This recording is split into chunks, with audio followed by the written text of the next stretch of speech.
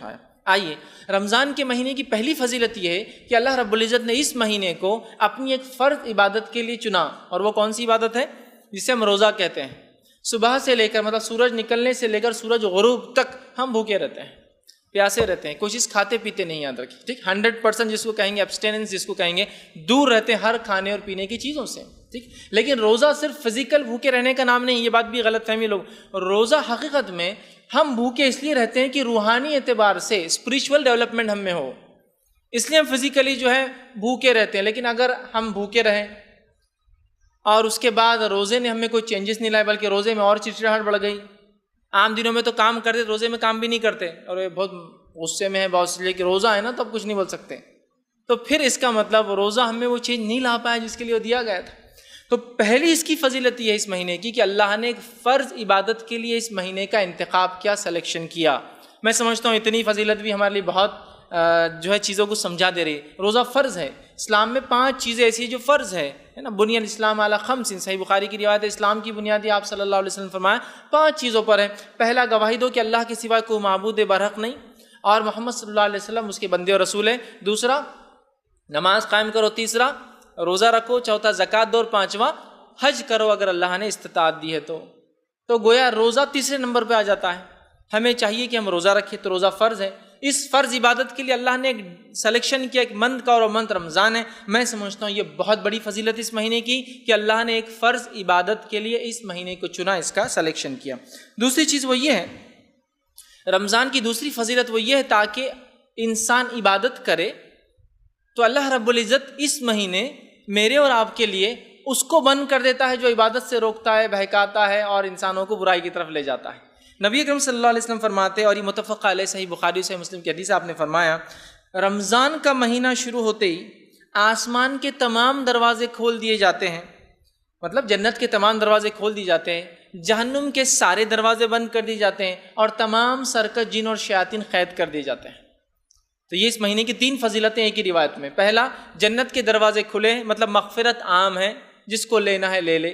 جیسا کوئی کہے کہ کوئی مالدار شخص ہے اور اس نے اپنی دولت کے مطلب اپنے تجوری کے دروازے کھول دیے، جتنا جس کو لینا ہے لوٹ لے، لے لے، جو کرنا ہے کر لے۔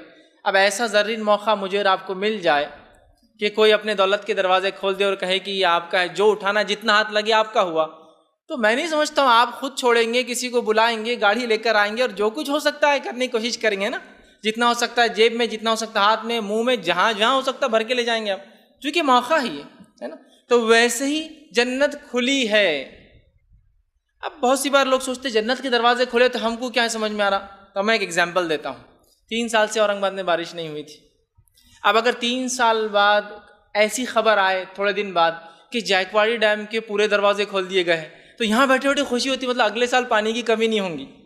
دروازے کھلے وہاں پیٹھن میں 50 کلومیٹر دور، خوشی ہوتی اورنگ آباد والوں کو۔ تو ایک دروازہ وہاں کھلا ہے صرف ایک نعمت کا، پانی کا، تو خوشی محسوس ہوتی ہے نا، ارے ہاں اب اگلے سال پانی کا مسئلہ نہیں ہوگا انشاءاللہ۔ تو اندازہ لگائیے، یہی معنی ہے کہ فزیکلی تو دیکھ نہیں سکتے ہم جنت کو، لیکن کھلی ہے، پا لو، حاصل کر لو، لے لو، تمہارے لیے چھوڑ دی گئی ہے، دروازے کھلے، مطلب یہ مہینہ ہے جس میں تم اس کو حاصل کر سکتے ہو۔ یہ سگنیفیکنس، ایک معنی ہے اس کا۔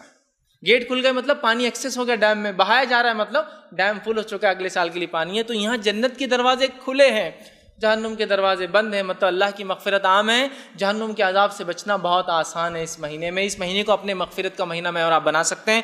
اور ایک اور اہم چیز، تیسری چیز، سرکش جن اور شیاطین قید ہے، جو بہکانے والا بند ہے، جو وسپرز دیتا ہے، جو بہکاتا ہے، آ کے پھسلاتا ہے کہ یہ تھوڑی دیر سو جاؤ، فجر کا بھی کوئی مسئلہ نہیں ہے، اذانیں آدھا گھنٹہ پہلے ہو جاتی ہے، خیر مرد جماعت سے پڑھتے ہیں تو آدھا گھنٹہ پہلے ہو جاتی ہے، ابھی تو ٹائم باقی ہے، ابھی تو سورج نکلنا ہے، اذان ہی ہو رہی ہے، آپ محسوس کر سکتے ہیں، ہے نا۔ اسی طرح جو ہے ٹی وی دیکھتے بیٹھے ہیں، کبھی تو ارے ایک سین اتنا چلے جائے تو فلاں چیز مل جائیں گی، اٹھتے ہیں اور اس نماز کا وقت چلا جاتا ہے۔ تو بہکانے والا بھی نہیں ہے، مطلب دیکھیے اگر کوئی بہکانے والا شیطان کھلا ہوتا تو پھر اعمال میں کہیں نہ کہیں کوتاہی آ جاتی تھی۔ اب شیطان بھی بند ہے تو اللہ نے ایک پروویژن بھی دیا کہ دیکھو تم اعمال کر سکتے ہو، بہکانے والا بند ہے۔ اب اگر کوئی یہ کہے کہ یار رمضان میں بھی تو لوگ گناہ کرتے ہیں، یہ 11 منتھس کی شیطان کی ٹریننگ کا نتیجہ ہے، ابھی تو بند ہے وہ، لیکن سکھا کر چھوڑ کر چلا گیا، تو اس کے اثرات تو باقی ہوتے ہیں لیکن حقیقت میں ابھی موجود نہیں، بند ہے۔ تو یہ اس کے 3 فضائل دیکھیے ایک ہی روایت میں آ رہا ہے۔ اسی طرح اس مہینے کی فضیلت میں یہ آتا ہے اس ماہ کیا گیا عمرہ حج کے برابر ثواب دیتا ہے. تو کتنی بڑی بات ہے. اللہ نے جس کو موقع دیا، مال و دولت دی، ضرور عمرہ کرے اس مہینے میں. اسی طرح اس مہینے کی فضیلت یہ ہے کہ قیامت کے دن، یہ جو مسند احمد کی روایت ہے، قیامت کے دن روزے دار کی سفارش کرنے والا ہے. اور نبی اکرم صلی اللہ علیہ وسلم فرمایا کہ حدیث کے الفاظ یوں ہیں کہ قیامت کے دن قرآن آئیں گا اور کہیں گے اللہ یہ راتوں میں میرے لیے جاگتا رہا، مطلب قیام کیا، راتوں کی نماز پڑھی اور مجھ کو تلاوت کی. اور روزہ آ کر کہیں گے اللہ یہ میرے وجہ سے دن بھر بھوکا اور پیاسا رہا.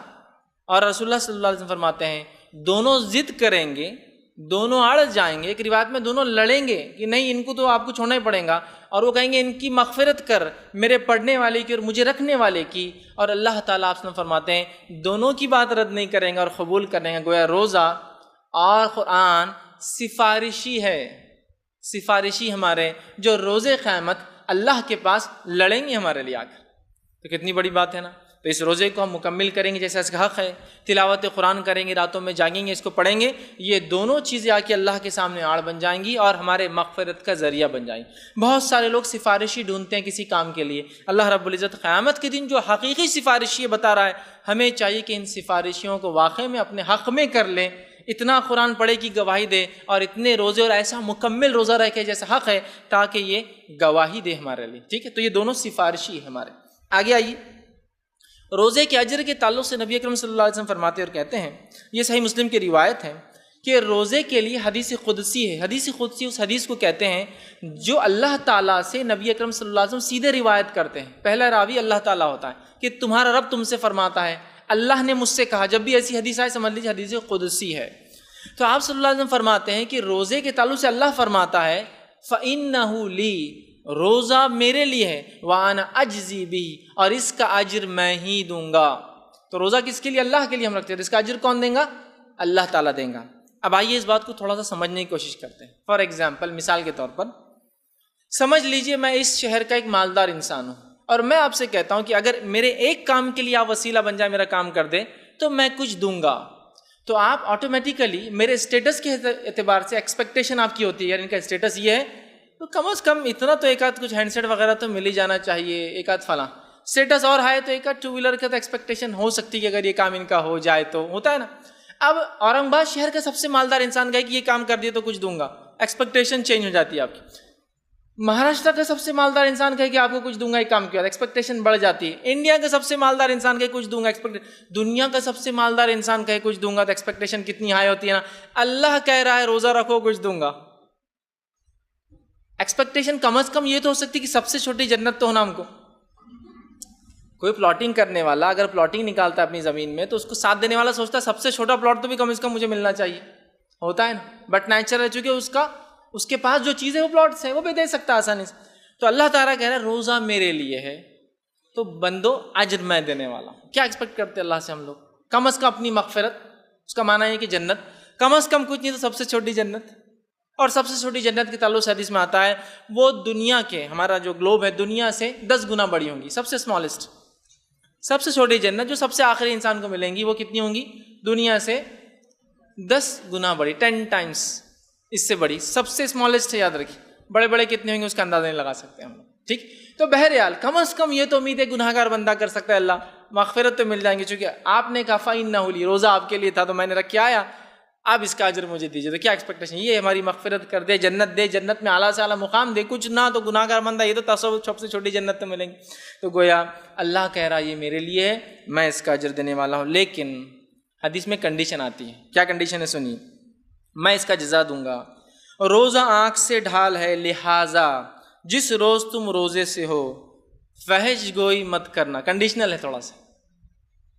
کس کو مغفرت ملیں گی؟ کنڈیشن فرسٹ، فحش گوئی نہ کرے، گندی بات نہ کرے.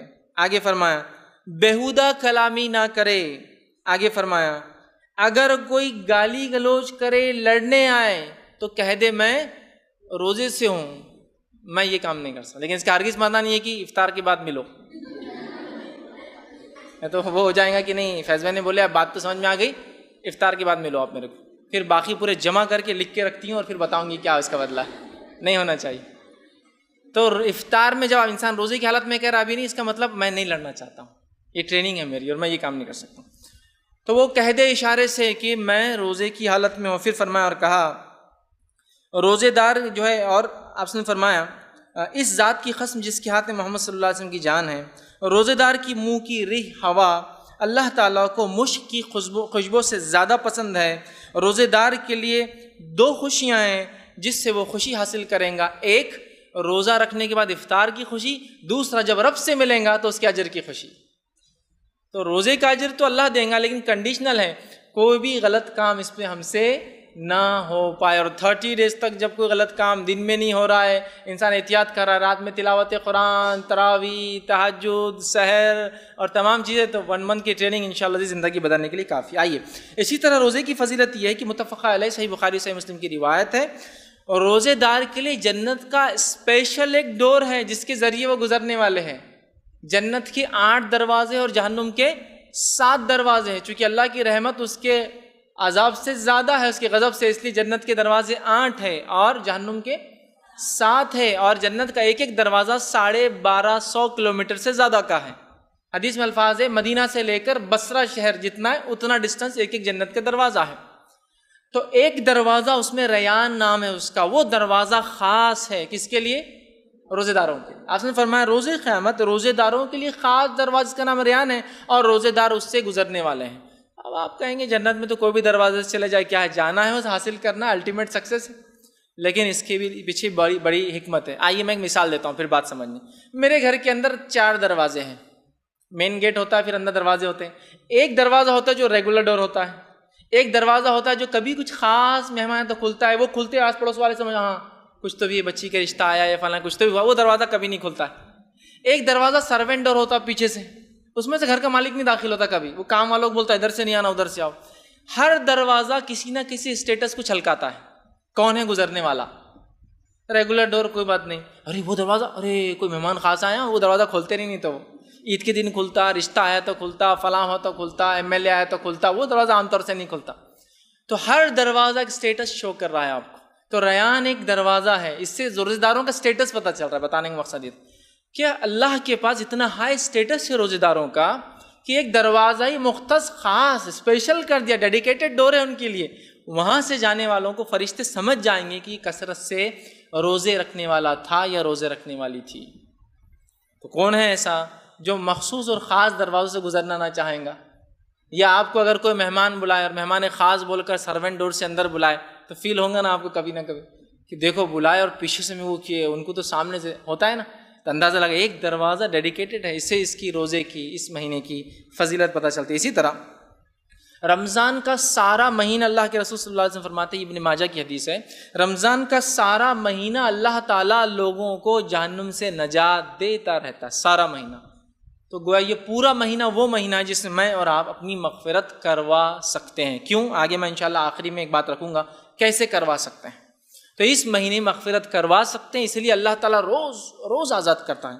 ایک اور حدیث میں آتا ہے کہ ہر روز افطار کے وقت اللہ تعالیٰ لوگوں کو جہنم سے نجات دیتا ہے. اس کا علماء اس کی شرح لکھتے ہیں، چونکہ ابھی تو کوئی جہنم جنت میں گئے نہیں ہے، پھر روز اللہ دے رہا ہے. اس کا معنی یہ ہے وہ لوگ جو اتنے برے اعمال کرتے تھے، جن اعمال کو اگر وہ توبہ نہ کرتے تو جہنم میں چلے جاتے، وہ لوگ ہر روز روزہ رکھتے ہیں اور اتنی اچھی توبہ کرتے ہیں کہ شام تک ان کا رب افطار کے وقت ان کو معاف کر دیتا ہے.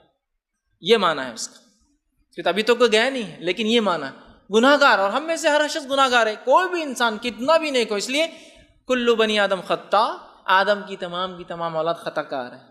وخیر الخطائین التوابون، سب سے بہترین وہ ہے جو توبہ کرتے ہیں. یہ نبی اکرم صلی اللہ علیہ وسلم کی حدیث ہے. ہر انسان خطا کار ہے. تو بہرحال تو ہر روز ہم اتنے اچھے عمل کر سکتے ہیں اس مہینے میں کہ اپنی مغفرت کروا سکتے ہیں. یاد رکھیے کروا سکتے ہیں. تو کیوں نہ اس مہینے کو مغفرت کا مہینہ بنا دیا جائے.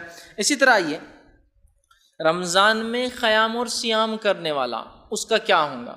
تو نبی اکرم صلی اللہ علیہ وسلم فرماتے ہیں، یہ جو ہے ابن خزیمہ کی حدیث ہے، ایک بار ایک شخص آیا نبی اکرم صلی اللہ علیہ وسلم کے پاس اور کہا اللہ کے رسول، اگر میں نماز قائم کروں، گواہی دوں کہ اللہ کے سوا کوئی معبود نہیں ہے، برحق نماز قائم کروں، روزہ رکھوں، زکوٰۃ دوں، تو میرا حساب کس کے ساتھ ہوگا آخرت؟